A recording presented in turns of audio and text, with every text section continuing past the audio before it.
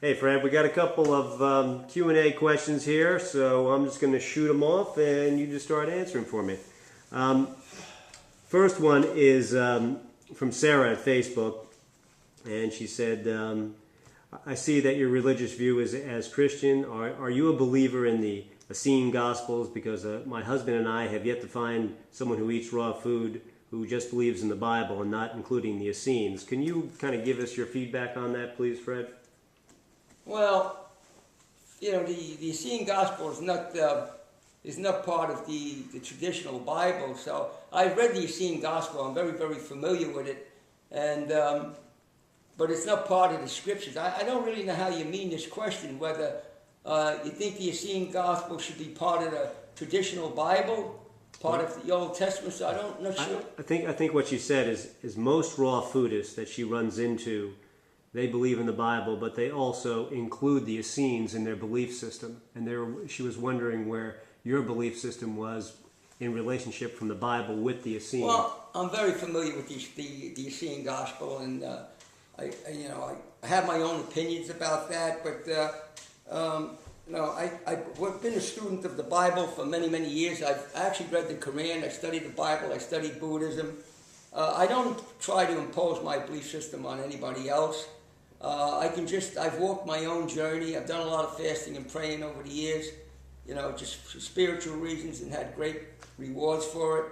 But the Essene Gospel is not part of the Bible, so it is educational material, and I believe there's a tremendous amount of validity there, and has a lot to do, with people that believe in Christianity. Could speak to some of the factors about the history of Christianity. Remember, the Bible is really a biblical record of Christianity. So, I've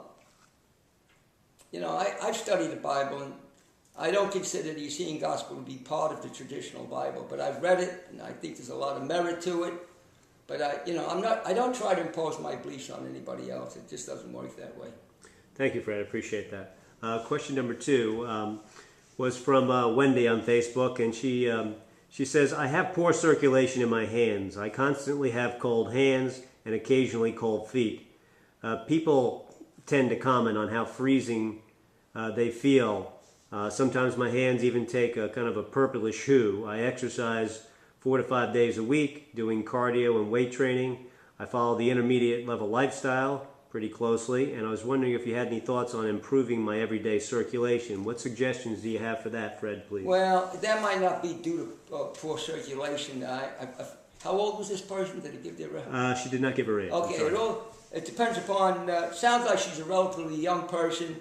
Depends upon what kind of a climate that she's living in, how many calories that she's getting. If she's living in a very cold climate and she's eating, she's not getting enough fuel, enough calories to generate, there's enough resistance in the chemistry to keep her warm.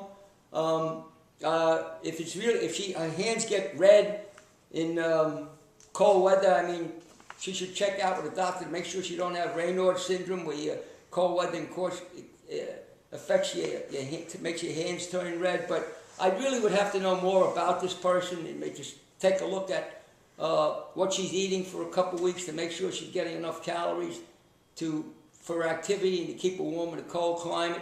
If she's living in a tropical climate, your caloric intake can be a lot different. You can exercise. You do actually get energy from the sun.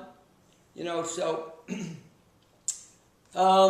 you can always run your hands under warm water. On real cold days in bed, when it's really cold in New York, there are times when I'll run my hands under hot water. But usually I'm warm enough. But you don't have to be warm to touch. Of course, I'm going on the assumption that this person has had a good physical examination, had a thyroid check. Make sure she's not deficient in anything. So what I suggest is that check, if you haven't had a good physical, get a good physical, check your thyroid and your endocrine system. Make sure that you're getting enough calories to sustain your physical activity, and make sure you're getting enough rest. sometimes people are not getting enough rest. They're really stressing themselves, and they're not getting enough. They're not getting enough calories, or they're not getting enough rest to sustain their activity. So I'd like to know more about this person to give them the answer, to make sure they're not into a nutritional deficiency of some kind, which does happen. It can happen.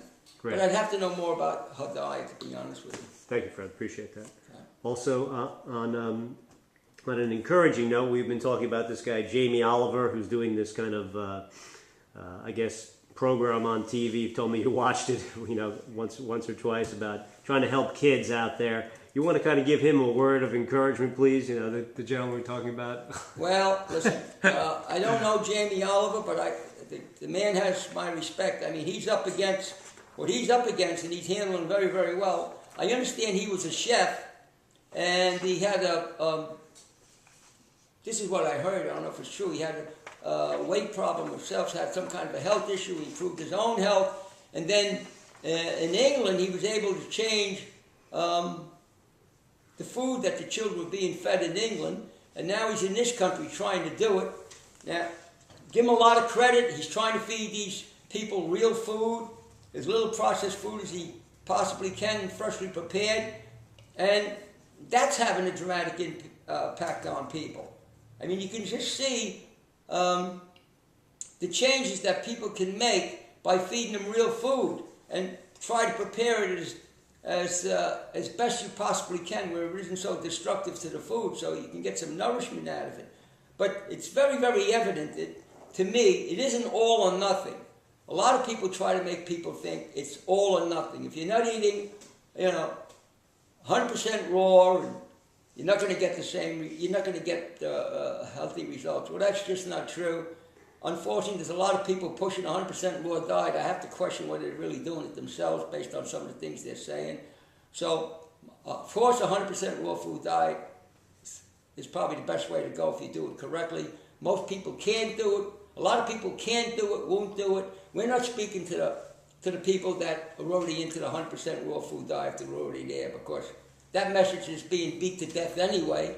I'm speaking to the people that are out there that need help, and they have to start one step at a time, and they should be encouraged to realize that for everything you leave out, there's a reciprocal amount of improvement.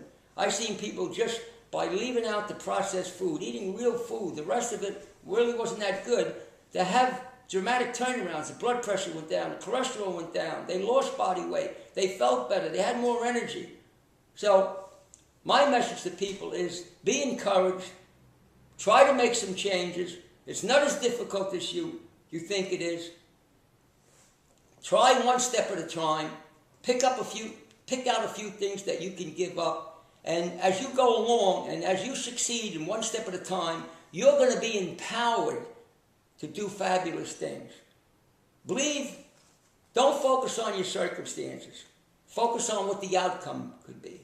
Believe in something. Believe in something that will support you. Find people around you that are positive.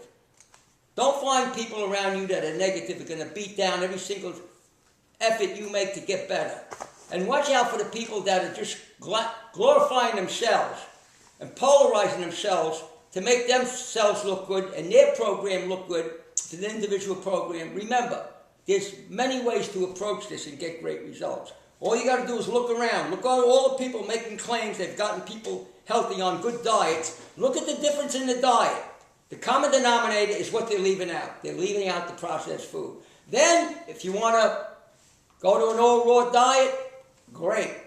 But make sure you look at it in the long run. Make sure you're looking at to do this 20, 30 years down the road, because that's the key.